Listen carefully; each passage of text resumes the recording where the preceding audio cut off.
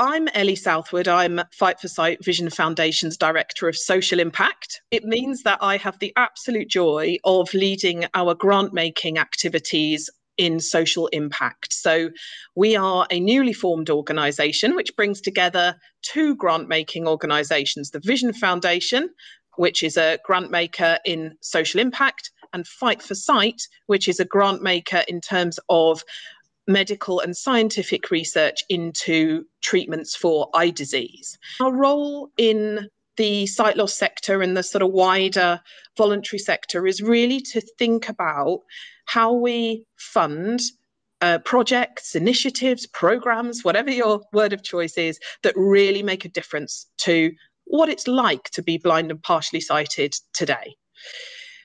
Over the past couple of years, we have research topics including employment and also the experiences of blind and partially sighted people who are victims and survivors of domestic violence and abuse. A key theme in both of those research reports was the importance of connection, the importance of community. What both employment and experiences of DVA make clear is that loneliness and isolation are a major factor for blind and partially sighted people. Employment is a really good way of helping people feel less lonely and isolated. We know that. We also know that the more lonely and isolated people are, the increased risks that presents for things like domestic violence and abuse. So there was a clear theme. And so we thought, well, we really want to understand more about this. There is some work already in our sector, so we really are building on what already exists to take a much deeper dive into the main causes of loneliness and isolation, what it feels like to feel lonely and isolated as someone who can't see, and also, most importantly, what sort of things really make a difference to people's experiences. So we commissioned Abertay University, who have a fabulous track record and reputation for really solid academic research, and they have been working with us over the past few months to investigate the experiences of loneliness and isolation. We'll hear from the researchers. We'll have a conversation about the sorts of things that do make a difference to people in a positive way. And then we will move into a sort of wider panel discussion. We're joined by Amy from AbilityNet and Atif from Diversity and Ability. Our interest in this is that we want to be able to fund the best projects and programs that are really going to make a difference to people. So your input today into what those might be, into your own experiences, are very much welcomed. With that, I will hand over to my colleague, Kerry, to introduce the research part of today's conversation. For those who don't know me, I'm Kerry and I am grant manager here at Fight for Sight Vision Foundation. And I'm really delighted today to be leading on this in conversation section with Mhairi and Craig from Abertay University, who have been really fantastic. So I'm going to pose some questions to both of them and also to them as individuals. We'll soon see that the partnership between them throughout this whole project has just been so solid and so animated and great. So please, even if I ask you individually, obviously do jump in. It's supposed to be a conversation. Tell us a bit about how you conducted this research. What were the different elements and how did it work? So what did you do? Okay. Yeah, thanks for that, Kerry, and thank you for having us here this morning. It's really great to get the opportunity to start this conversation and to talk about what was three kind of distinct phases to the research. And the first of those was a review of the literature and also looking at the websites of various organisations that work within the VI sector, as well as looking at governments to see what the different governments of the United Kingdom are doing in terms of tackling loneliness. And so the second phase was kind of bringing that information about what's already out there and kind of trying to update that. The first part of that was 18 interviews, quite in-depth interviews with people who have visual impairments. And there were a couple of specific things that I wanted to make sure we kind of covered in those. One of those was people's experiences over the COVID-19 pandemic. Each interview, we also did a kind of short questionnaire. It's a kind of academic measure of loneliness and how people were feeling. It's called the UCLA-3. The final part of the research was an online survey. It looked at three things. And the first of those was the kind of overall prevalence of loneliness across a kind of wider sample of people with visual impairments. We also wanted to look at the impact of COVID and how people were feeling sort of in the post-COVID period, having gone through that. And finally, I kind of focus on what kind of helps, you know, positive experiences people had of things that maybe prevent loneliness and isolation, or things that help to kind of alleviate it when it does come. So I'm seriously sight impaired, right? And so when we were thinking of questions to ask, I was saying to Craig, it would be really good if we tried this out with me as a participant, right? And so Craig and I are both trained counsellors. And myself talking more to him, his facilitative manner helped me kind of say a load of stuff that I hadn't realised was going on for me. So I'm really kind of I'm pretty certain, like having gone through that his kind of ability in inviting, kind of opening a space for people to really talk about what was going on from, I'm pretty kind of assured of it being, you know, kind of what can I say? It was a really kind of thorough space. So yes. Anyway, just wanted to add that in.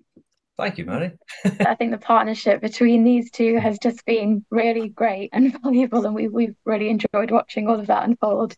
So could I ask the kind of key question then of kind of all of these elements, and, you know, you brought all of these things together.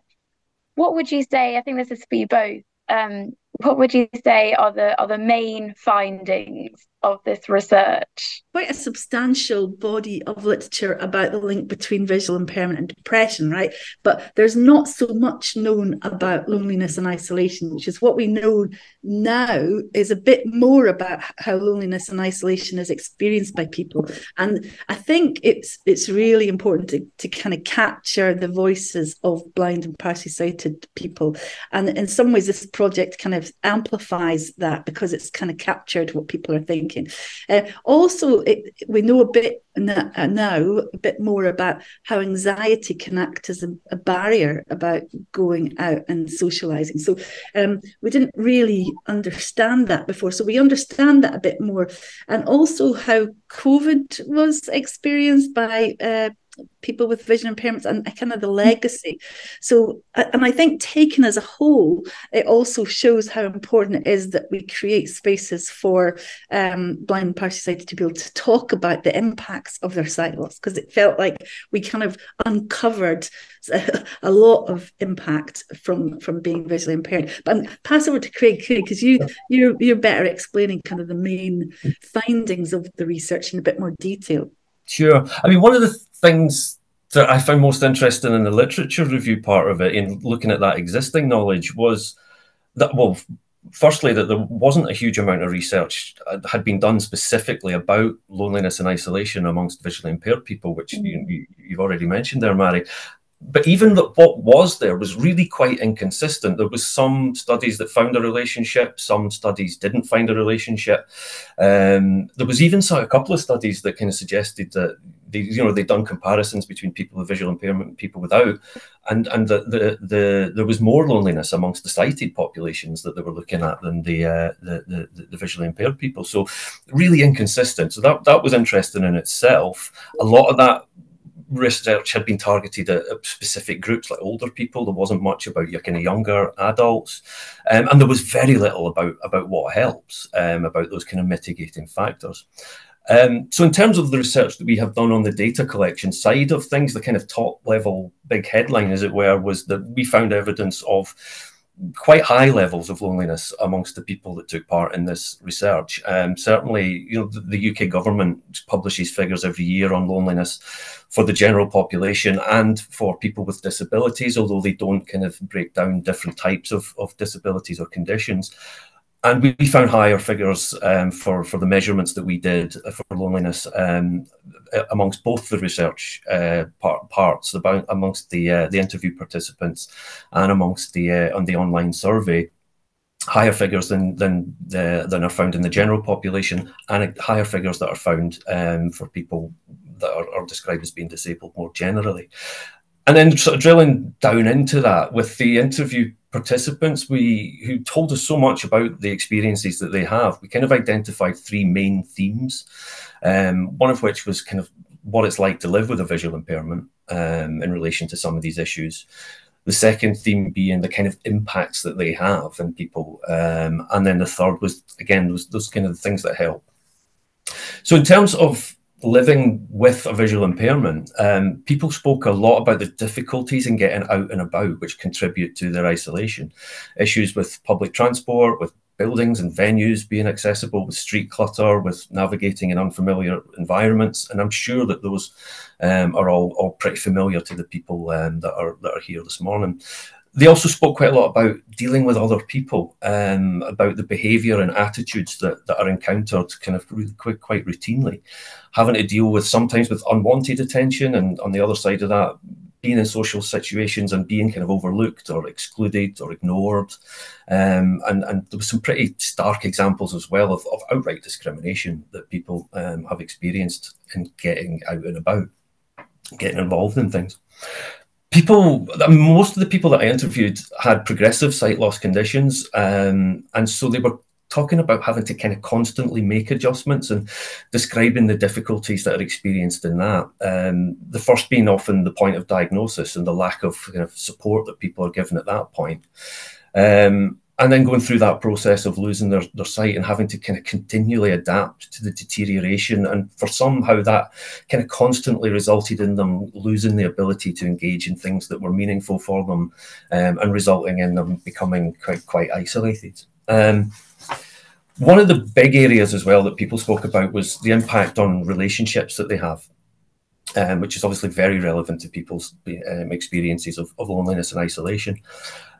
People spoke about friendships being affected, the circle of friends kind of diminishing over time, or the quality of their friendships being affected. And people described a kind of process of their friends kind of withdrawing and not getting in touch with them, not returning their calls and their messages, which was really difficult for them. People also spoke about difficulties with romantic relationships and intimate relationships, and that's something that's really not in any of the previous research to any great extent. Some people spoke about relationship breakdown that they felt that their visual impairment had contributed to.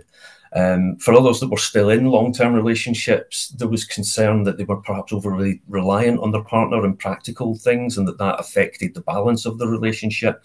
And some were really kind of worried about, what happens, how do I cope if something happens to my partner? Because they had that feeling of being overly reliant, which was very, very difficult for them and felt for them quite isolating within the relationship that they had. And people also spoke a bit about dating and trying to get into a relationship and the impact that the visual impairment they felt had in that process, and making things difficult. So there was quite a lot about that, which has never really been explored, I don't think, in academic research before, certainly not that we had found. So there was that kind of practical side of things, and then there was that kind of relational side as well. And they had their kind of psychosocial impacts, that kind of second theme that we identified, the effect that these things have on individuals. And the kind of headline one there was loneliness and isolation. A lot of the academic research talks about loneliness and isolation being quite different phenomena, and that they're not necessarily causally related. One doesn't necessarily lead to the other. But in a lot of the conversations that I had with people, I heard a lot of examples of people directly telling me that they felt isolated, and that isolation was causing them to feel lonely. And one of the big emotional impacts of that for people was anxiety. You already mentioned it there, Mhairi, and people spoke a lot about anxiety, about all of the stuff that I've been describing, making them feel anxious about going out, about getting involved in people, about the difficulties that they might encounter when they do get out and about. And that anxiety was causing people to kind of withdraw, to not want to engage anymore. I mean, it's almost like avoidance is being used as a coping strategy for anxiety. And one of the kind of great pros and cons of that is that it's a very effective coping strategy. If you're nervous about doing something and you decide not to do it, the nervousness just goes away and it feels like a cure. But over the longer term, it means that you're not living the life that you actually want to lead, and it causes people there to become over that long term more isolated, and that seemed to be leading people further into kind of depression type situations and a kind of sense of hopelessness at times that people had. And the survey part of it kind of backed a lot of that up. And I have to say straight up, though, that we were a bit disappointed with the amount of responses that we got to the survey. We had been hoping to get, a few hundred. The final figure that we got was about 162. So it's not a huge sample to come up with any kind of very definite sort of conclusions. But there was evidence in there of the higher levels of loneliness that I've already mentioned. And also some of those themes that came up in the interviews coming through. COVID was one of those sort of things. Most of the people, as I said in the interviews, spoke about the pandemic being a really difficult time. And we're asking about the longer term impact of that in the survey. And half of the respondents felt that they are not as active now in stuff outside their home than they were before the pandemic. And it seems that some people have had a real difficulty in kind of building confidence back up after that period of kind of enforced isolation for a couple of years. In terms of the stuff that helps, technology was something that there was a lot of conversations about and a lot of stuff that came up in the survey.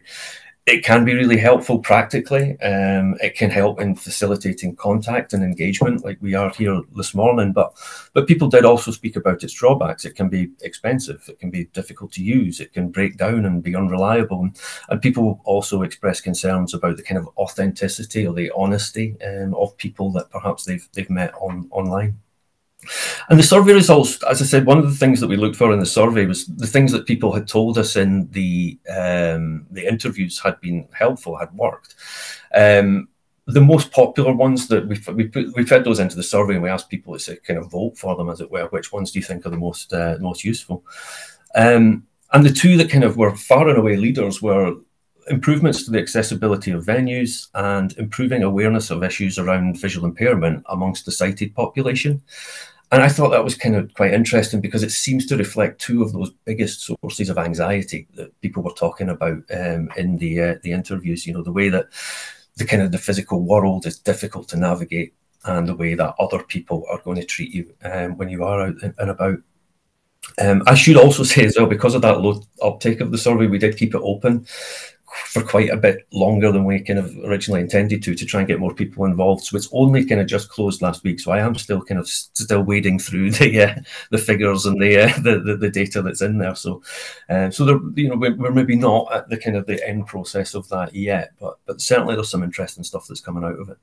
Absolutely. Clearly lots and lots and lots to explore and to more thoroughly and to kind of go into there. I wonder whether it's good to hand over now to Ellie, and we can get into the panel discussion. Thank you very much, Kerry and Craig and Mhairi, for I think some really fascinating insights into our research. Let's broaden the conversation. So we'd love to bring into the conversation Amy first. Amy's from AbilityNet. Amy, let's hear who you are and sort of the work of AbilityNet. Hello, everyone. My name's Amy Lowe. As Ellie said, I work for AbilityNet. We are a technology charity that exists to remove barriers to participation for disabled people at work, in education, and in day-to-day life. We work towards a vision of a digital world accessible to all. AbilityNet provides services to individuals, so helping them to adapt their technology to meet their needs, applying different assistive technologies, operating system adjustments, or just basic troubleshooting to make sure that people can interact on a level playing field.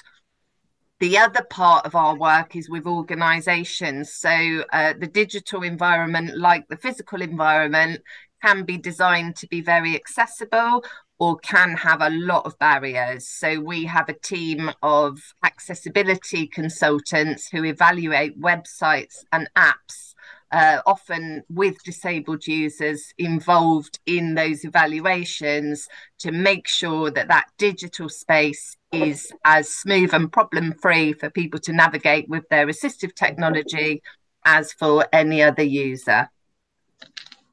So amazing. And we certainly would recognise that theme of loneliness and isolation being a almost an epidemic in its own right, and that technology plays a part in removing some of those barriers to engagement. But as Craig and Mhairi said, there are some sort of ifs and buts in there that need to be covered off as well. Lovely. I think we will almost certainly return to that theme, Amy. Thank you. Atif, you've got tons of experience working with marginalised communities, people we don't often hear from so much. Tell us a little bit about your work, just in a couple of minutes, if that's okay. Yeah, my name is Atif Chowdhury. I'm one of the founders of an organisation, and I'm the CEO of it, called Diversity and Ability. I'm on the board for Disability Rights UK, and primarily our work is to ensure that people can participate. It's really an organisation that's working around the world. We work with organisations like the United Nations as well as corporations to do better. And prior to the COVID lockdown, I was on the DCMS, on the Anti-Loneliness Advisory Group, with the focal point of reaching out to marginalised communities and how we anticipate the wider intersectional barriers that are present. We've yet to really have a dialogue around what loneliness looks like. I think we have an agreement of what we're sort of saying it might be, but I don't know if we've got an agreement on what it looks like for different communities.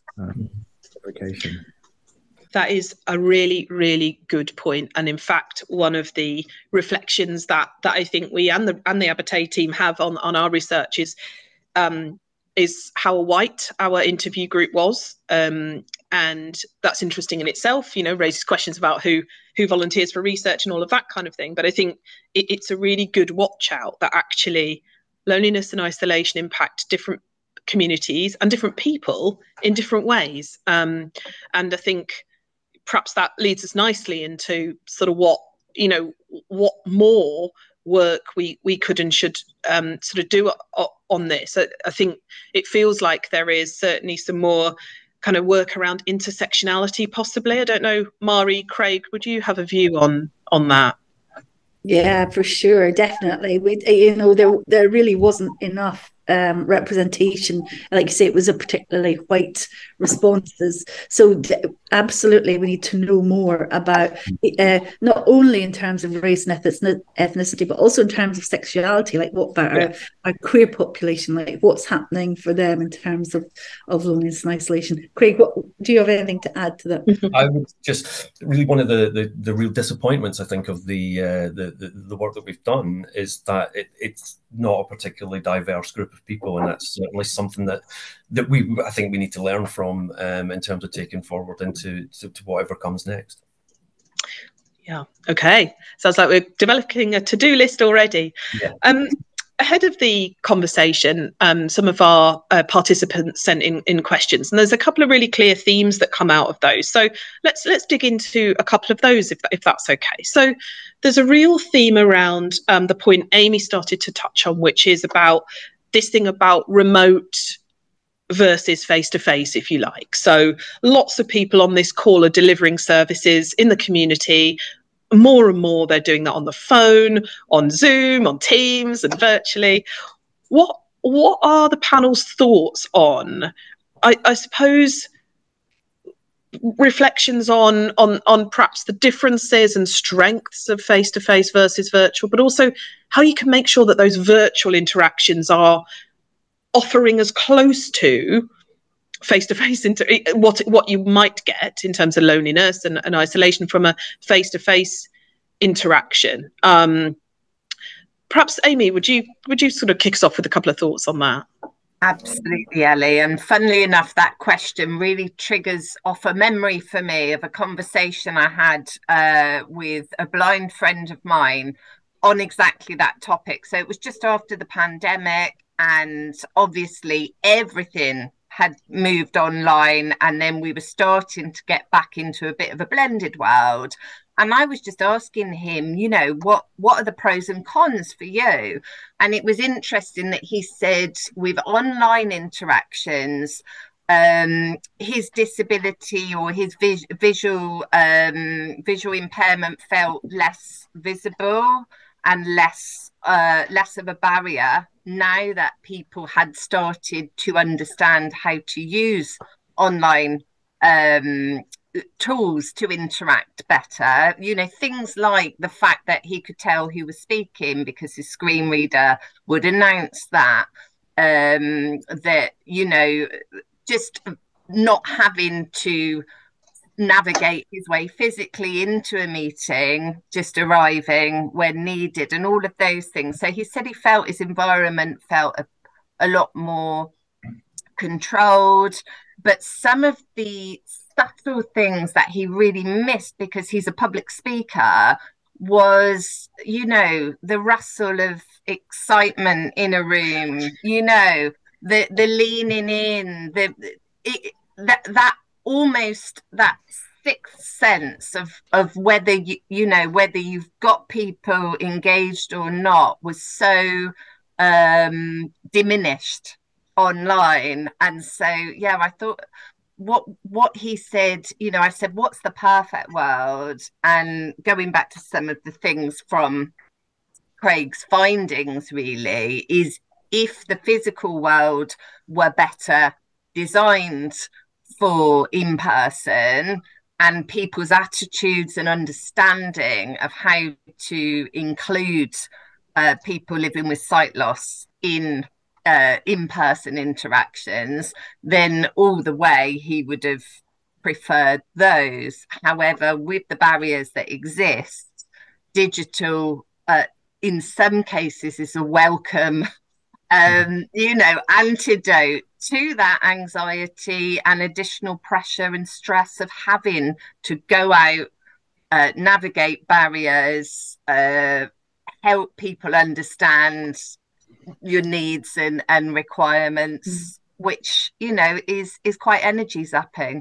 So yeah, a bit of neither one way nor the other, you know, that but choice is absolutely key. Going back to where you probably started, or that the person that asked the question started, is where I think there's a problem is when services have been completely placed online without in-person opportunities. Choice is absolutely key to ensure that people aren't feeling isolated. And I think going back to some of the comments at the beginning around domestic violence and isolation and so on, if services are only available online, is it even more difficult to detect those sorts of things going on in people's lives?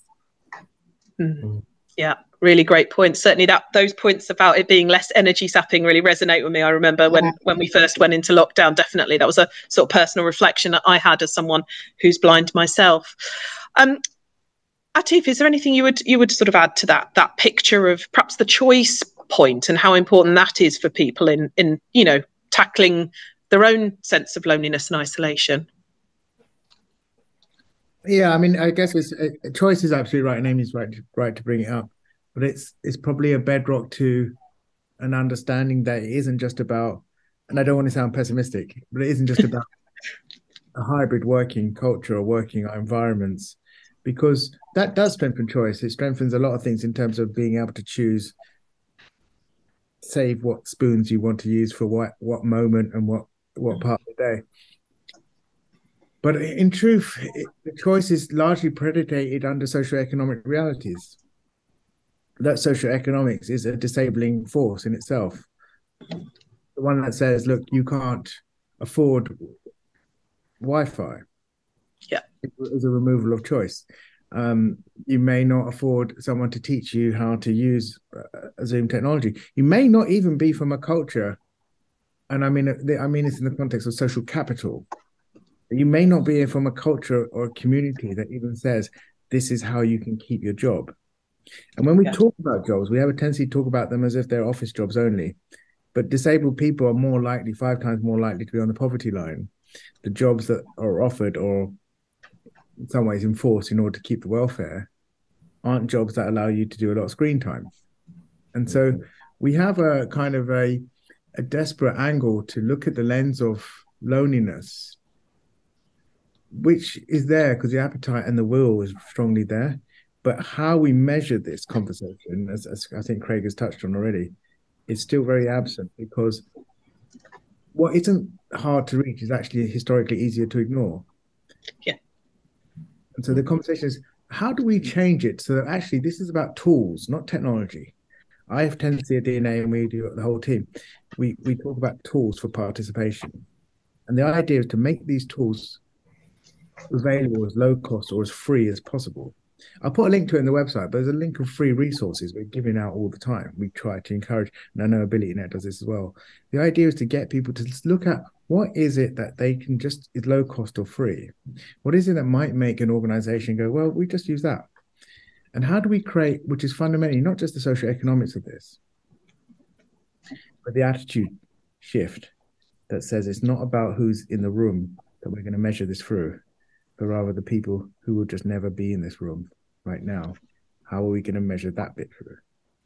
That's a really interesting point, Atif, and one of the things that, so AbilityNet has a nationwide team of volunteers. I think we've got about 450 tech volunteers now that go out to support people in their homes, to encourage them to take their first digital steps.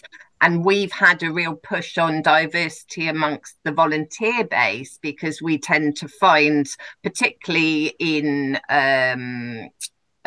parts of the country that have strong communities, is that if we don't have volunteers that belong to those communities, it's very difficult to encourage people to engage with something that can be quite anxiety provoking in itself, with things like scams and so on and so forth. And we've had some really good successes with recruiting volunteers that might be considered typically hard to reach or non just not represented as they should be in our current volunteer base. And we feel that's really helping, and that representation is so key.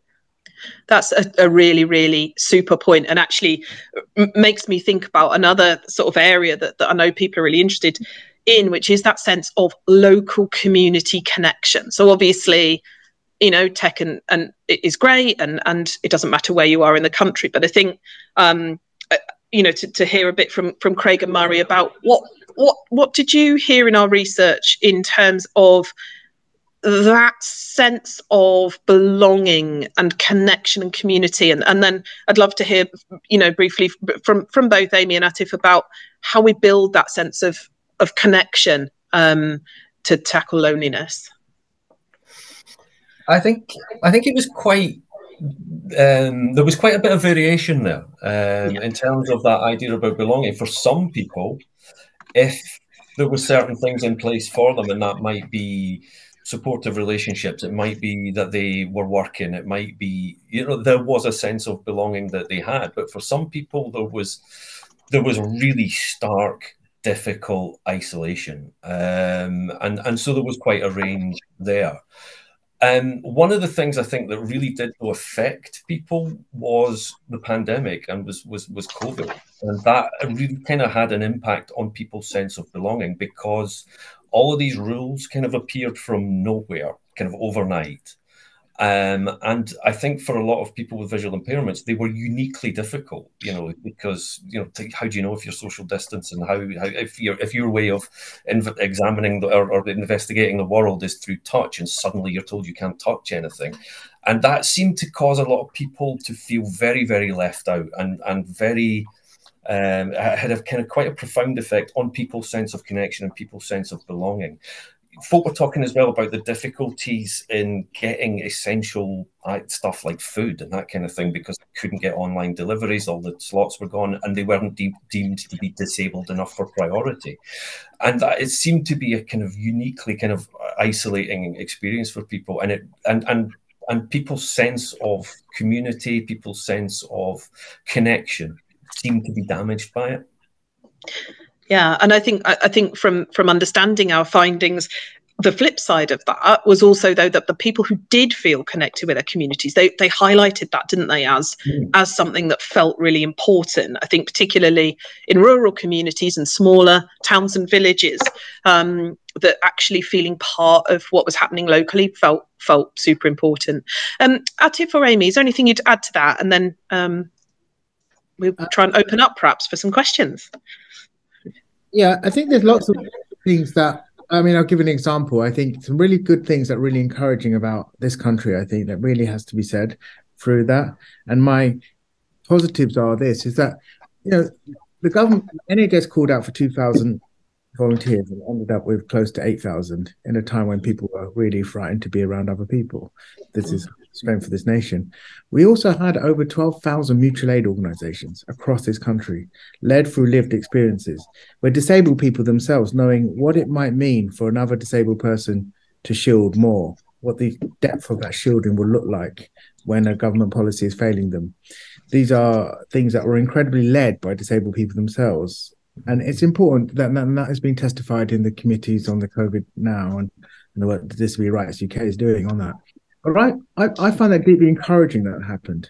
I also feel that we did a lot of work. We gave out hundreds and hundreds of tablets. And we did that in the space working with folks like the Good Things Foundation. And the idea was to go to folks, and I put it in the case studies, people facing homelessness.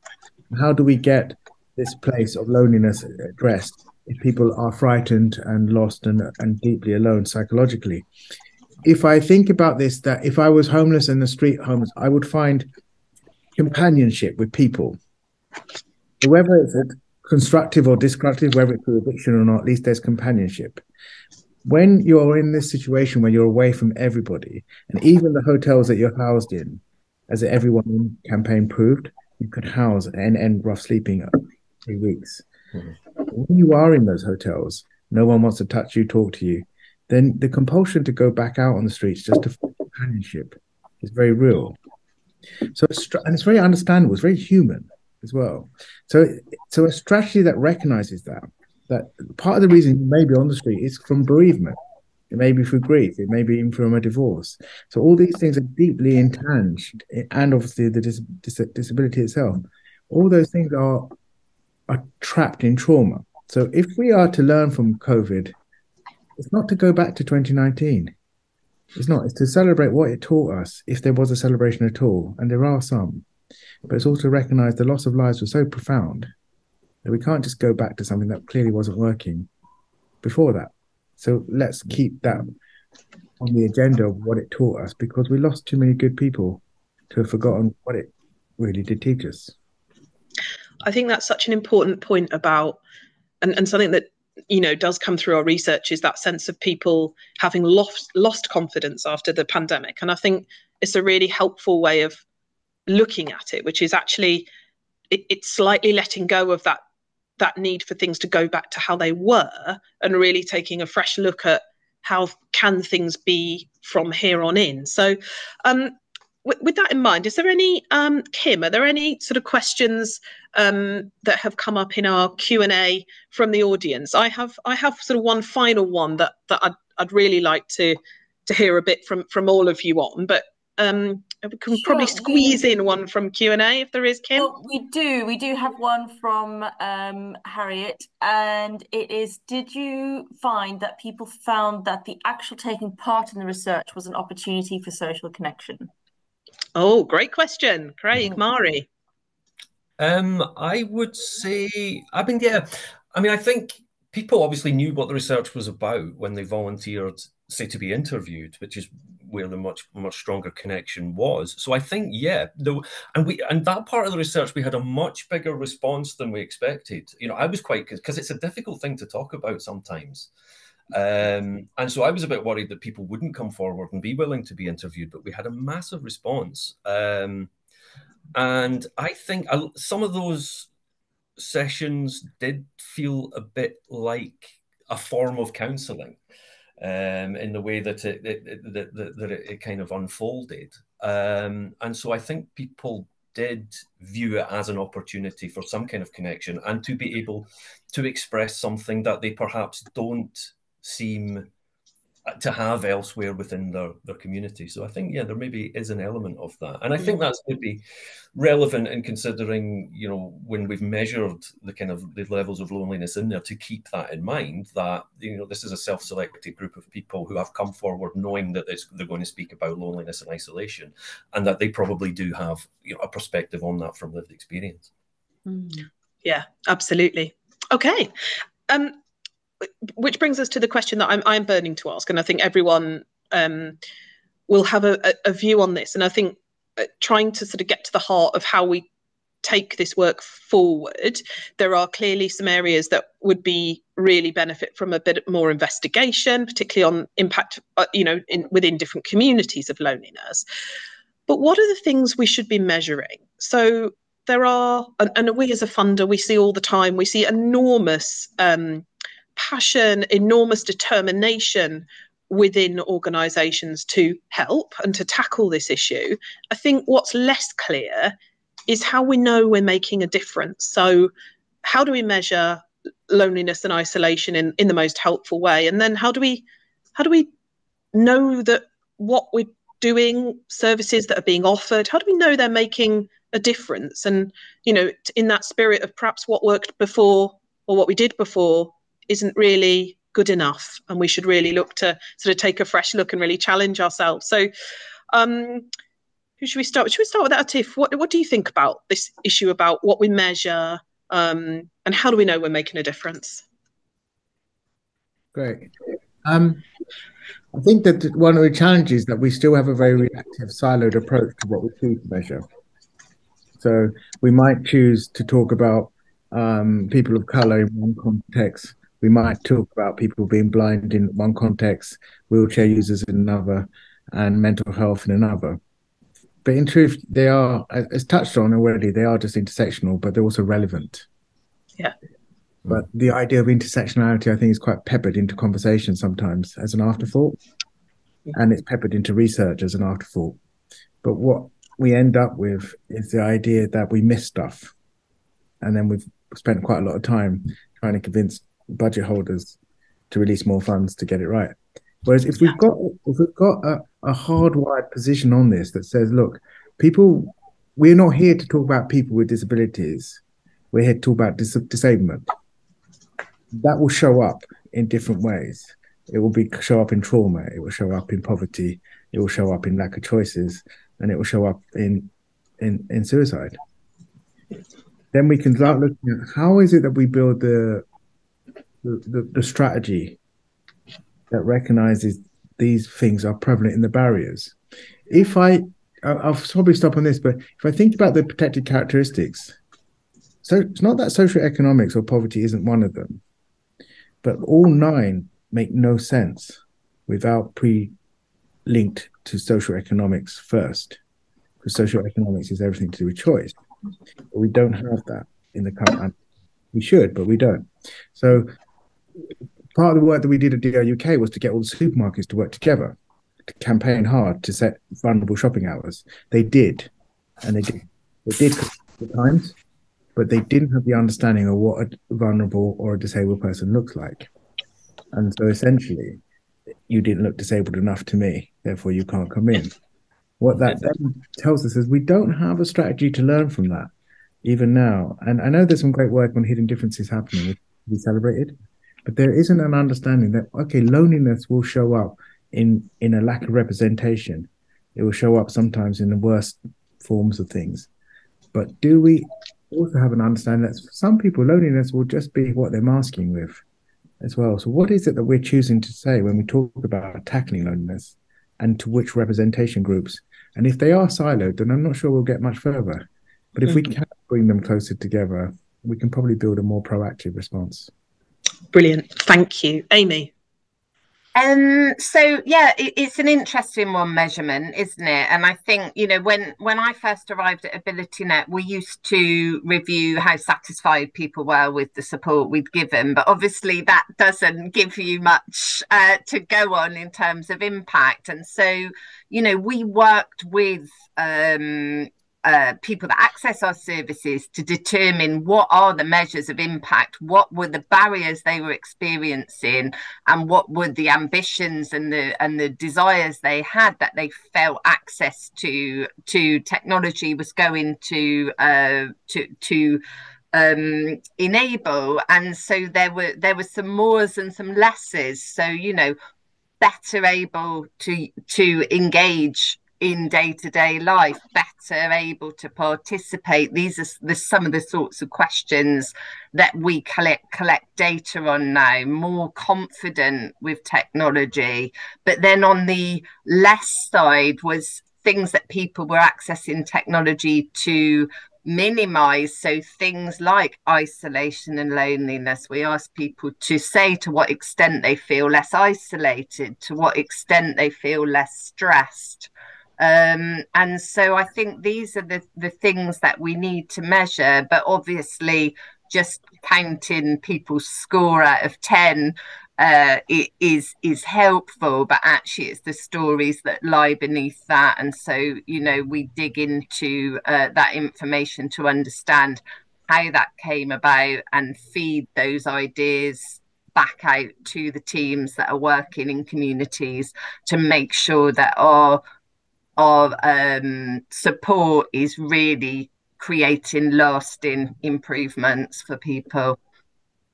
Thank you. And the final thoughts then from our research team, Team Abertay, Craig, Mhairi?